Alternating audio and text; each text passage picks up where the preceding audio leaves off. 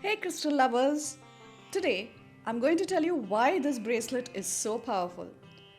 Each crystal in this Navratri bracelet isn't just beautiful, it's connected to the divine energy of the goddesses we honor during Navratri. Moonstone embodies the energy of Goddess Saraswati, the Devi of wisdom and creativity. Wear Moonstone to invite divine inspiration and clarity into your life during this sacred festival. Citrine radiates the power of Goddess Lakshmi. She is the provider of abundance and prosperity. This stone is all about attracting wealth, success, and positive energy into your life. And Garnet?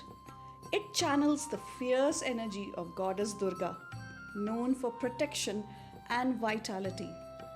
Let Garnet fuel your strength and courage throughout Navratri.